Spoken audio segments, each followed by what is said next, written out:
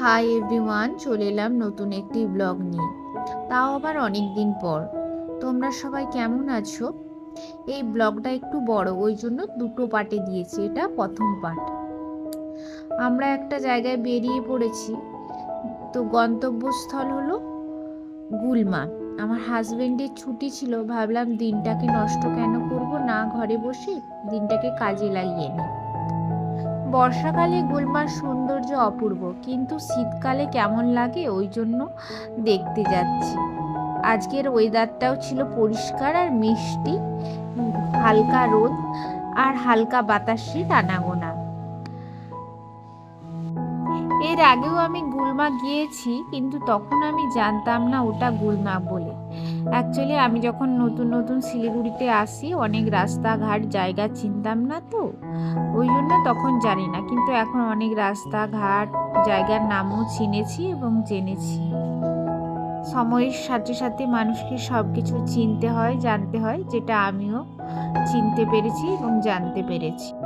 আর রাস্তায় খুব একটা জ্যাম ছিল না, হালকা হালকা জ্যাম ছিল, রাস্তা বলতে গেলে ফাঁকাই ছিল। দেখতে দেখতে এয়ার ভিউ মোড়ের কাছে চলে এসেছি, এবং এখানটায় তো চৌমাথা মোড়, একটু গাড়ির জন্য দাঁড়াতে হয়। তবে যাই বলো তাই বলো, আমার বাইকে ঘুরতে যেতে খুব ভালো লাগে। খোলামেলা আকাশ, বাতাস, গাছপালা সব কিছু অনুভব করতে করতে যাওয়া যায়।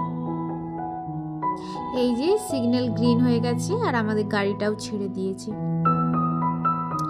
এই যে আমরা সামনে এগিয়ে গিয়ে এই যে ব্রিজটা দেখতে পাচ্ছ, এটা হলো মহানন্দা ব্রিজ। শিলিগুড়িতে যত ঠাকুর হয়, যেমন শিব দুর্গা পুজো, সরস্বতী পুজো, যাই হোক, মানে বিভিন্ন যে ঠাকুর হয় সব এই মহানন্দা নদীতেই বিসর্জন হয়। এই মহানন্দা নদীতে তো ছট পুজোর সময় ঘাট বেঁধে পুজো হয়। এখন তো সেরকম জল নেই নদীতে, কিন্তু ছট পুজোর সময় প্রচুর পরিমাণে জল থাকে। আমি আগে একটা ছট পুজোর ব্লগ শেয়ার করেছি, তোমরা নিশ্চয়ই দেখেছো।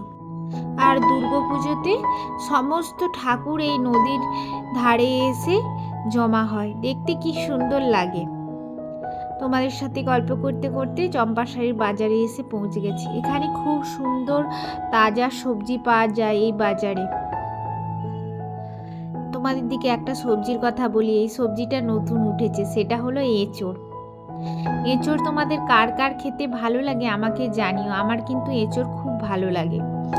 এখানে এঁচোড় আবার কেটেও বিক্রি হয়, কিন্তু গ্রামের দিকে এঁচোড় আবার কেটে বিক্রি হয় না, গ্রামের দিকে এঁচোড় আবার গোটাই বিক্রি হয়। এই বছর প্রথম আমার চোখে এঁচোড় পড়লো। চম্পাশাড়ির বাজার ছাড়িয়ে আবার রওনা দিলাম। যখন আমি নতুন নতুন শিলিগুড়ি আসি, তখন আমাদের কোথাও ঘুরতে যাওয়ার মন হলে সাডেন প্ল্যান করে বেরিয়ে যেতাম। অ্যাকচুয়ালি আমরা বাইক নিয়ে দুজনে বেরিয়ে যেতাম, তো কোনো সমস্যা থাকতো না। এখন ব্যাপারটা কি হয়েছে, আমার মেয়ে হয়ে গিয়েছে, তো এটা তো পাহাড়ের রাস্তাঘাট, তো হুট করে আমরা বেরোতে পারি না, কারণ ভয়ও লাগে বাইক নিয়ে, বাচ্চা নিয়ে। তারপরে বর্ষাকালে তো বেরোই না, বর্ষাকালে পাহাড়ের রাস্তা একদম পিচ্ছিল হয়ে থাকে।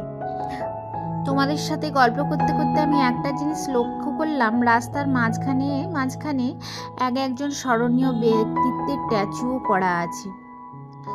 এটা একটা খুব ভালো বিষয়। আর একজন এই হালকা রোদে আর হালকা বাতাসে বাইকের মধ্যেই ঘুম দিয়ে দিয়েছে আমার কোলের কাছে। ও সকালবেলা কিন্তু ঘুম থেকে উঠে ব্রেকফাস্ট করেই রেডি হয়েছে, তবুও কেন জানি না বাইকের মধ্যে আবার ঘুমোতে শুরু করে দিয়েছে। তোমাদের সাথে গল্প করতে করতে প্রায় পৌঁছানোর পথে, কিন্তু গল্প যদি না করে বাইকের পেছনে বসে বসে ওয়েদারটাকে অনুভব করতে করতে যেতাম, মনে এইটা হতো কখন পৌঁছবো, আর ভালো লাগছে না, এটাই আমার মনে হতো। যাই হোক, তোমাদের সাথে গল্প করতে আমার খুব ভালো লাগে। আর বেশি দূর নয়, সামনাসামনি চলেই আসছি। শিলিগুড়ির বর্ণনা দিতে গেলে এক কথায় বলতে হবে, সবুজে ঘেরা একটি ছোট শহর হলো শিলিগুড়ি। যাই হোক, পৌঁছে গেছে। এই দেখে নাও, প্রথমেই ঢুকেই একটা খুব সুন্দর পিঙ্ক কালারের কাগজ ফুলের গাছ,